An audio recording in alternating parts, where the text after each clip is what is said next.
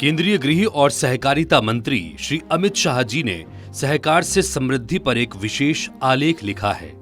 प्रस्तुत है इसका ऑडियो स्वरूप। सहकारिता एक ऐसी व्यवस्था है जो समाज में आर्थिक रूप से आकांक्षी लोगों को न सिर्फ समृद्ध बनाती है बल्कि उन्हें अर्थव्यवस्था की व्यापक मुख्यधारा का हिस्सा भी बनाती है। सहकारिता बिना पूंजी या कम पूंजी वाले लोगों को समृद्ध बनाने का एक बहुत बड़ा साधन है। सहकारिता के माध्यम से भारत इन लक्ष्यों को पूरा करने की दिशा में निरंतर आगे बढ़ रहा है। हमारे देश में सहकारिता की एक विस्तृत परंपरा तो रही है, लेकिन आजादी से पहले सहकारिता जिस प्रकार आर्थिक आंदोलन का माध्यम बनी, उसे और भी अधिक ऊर्जा और शक्ति के साथ आगे बढ़ाने का कार्य प्रधानमंत्री श्री नरेंद्र मोदी जी के कार्यकाल में शुरू हुआ। वर्ष 2021 में प्रधानमंत्री श्री नरेंद्र मोदी जी ने सहकारिता का स्वायत्त मंत्रालय स्थापित कर सहकारिता के लिए अवसरों के सारे बंद दरवाजे खोल दिए। महज 3 वर्षों में देश में सहकारिता को मजबूत बनाने के लिए जितने कदम उठाए गए, उससे भारत अन्य क्षेत्रों के साथ साथ सहकारी क्षेत्र में भी विश्व मित्र बनने की दिशा में आगे बढ़ रहा है। अब भारत का सहकारिता आंदोलन एक ऐतिहासिक पल का साक्षी बनने जा रहा है। देश 25 से 30 नवंबर तक दिल्ली में अंतर्राष्ट्रीय सहकारी गठबंधन महासभा और वैश्विक सम्मेलन की मेजबानी करने को तैयार है। आईसीए के 130 वर्ष के इतिहास में यह पहला मौका है जब भारत इसका आयोजक होगा। इस सम्मेलन में संयुक्त राष्ट्र अंतर्राष्ट्रीय सहकारिता वर्ष 2025 का भी शुभारंभ होगा। आईसीए महासभा और वैश्विक सम्मेलन की मेजबानी वैश्विक सहकारी आंदोलन में भारत के नेतृत्व की स्वीकार्यता का प्रतीक है। प्रधानमंत्री नरेंद्र मोदी जी के नेतृत्व में भाजपा सरकार बनने के बाद से निरंतर समाज के पिछड़े, अति पिछड़े, गरीब और विकास की दौड़ में पीछे छूट चुके लोगों के उत्थान की दिशा में कदम उठाए जा रहे हैं। मोदी सरकार मानती है कि ये परिवर्तन सहकारिता आंदोलन को मजबूत किए बिना संभव नहीं।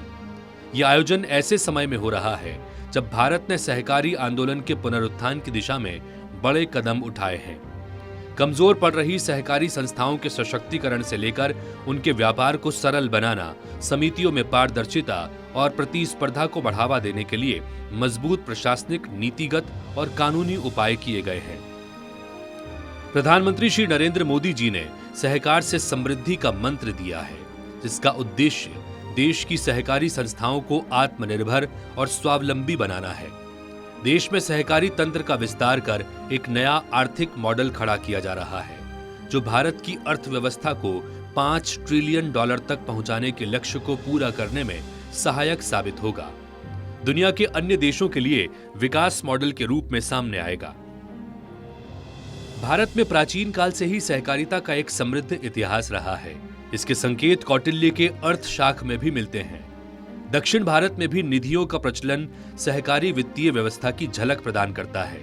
पाश्चात्य विचारों से प्रभावित कई अर्थशास्त्रियों ने 21वीं सदी की शुरुआत में ही ये चर्चा प्रारंभ कर दी थी कि सहकारिता का विचार आधुनिक युग में कालबाह्य हो गया है। मेरा यह स्पष्ट मानना है कि भारत जैसे 140 करोड़ की जनसंख्या वाले देश में किसी 3 करोड़, 5 करोड़ या 10 करोड़ जनसंख्या वाले देशों का आर्थिक मॉडल उपयुक्त नहीं हो सकता। देश को आर्थिक रूप से समृद्ध बनाने के लिए आर्थिक विकास के सभी मानकों में वृद्धि के साथ साथ ये आवश्यक है कि 140 करोड़ लोगों की समृद्धि हो, सभी व्यक्तियों को काम मिले और उन्हें सम्मान से जीने का अधिकार भी प्राप्त हो, और वो केवल सहकारिता के माध्यम से ही संभव है। देश के इतिहास में इसके कई उदाहरण भी हैं।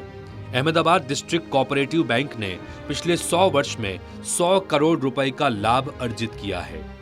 बैंक न केवल अपने एनपीए को शून्य पर बनाए रखने में सफल रहा है, बल्कि उसके पास 6,500 करोड़ रुपए से अधिक की जमा राशि भी है।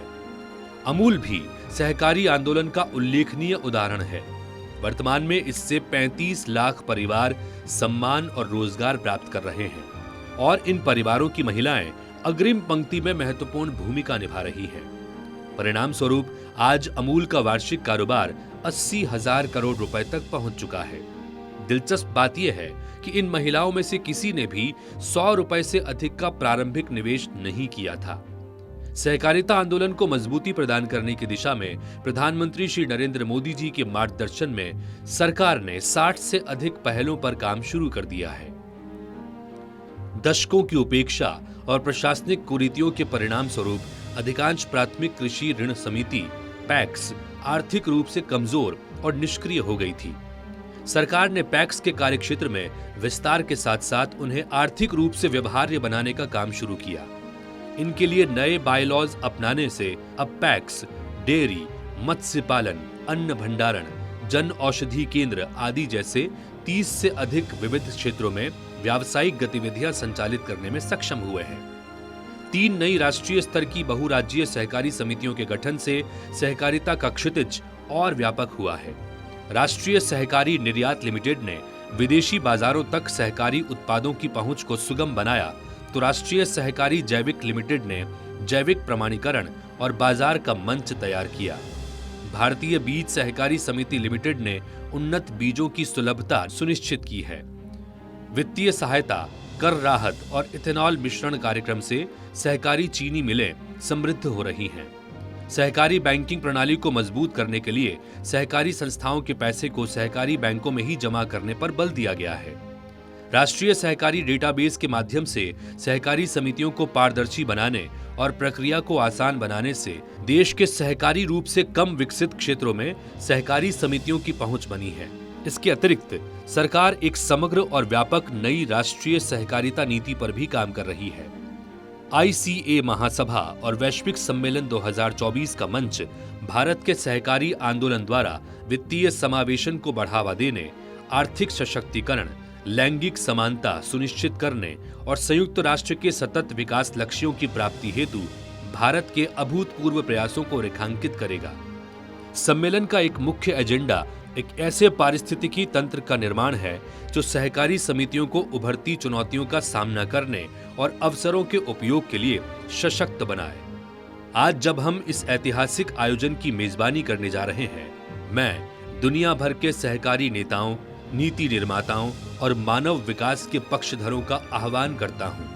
आइए हम वैश्विक सहकारी आंदोलन को मजबूत करने के लिए सीखने, साझा करने और सहकार की भावना के साथ एकजुट हों। सहकार से समृद्धि के प्रति भारत की प्रतिबद्धता सामूहिक समृद्धि, सातत्यता और साझा प्रगति जैसे मूल्यों पर आधारित उज्जवल भविष्य का संकल्प है।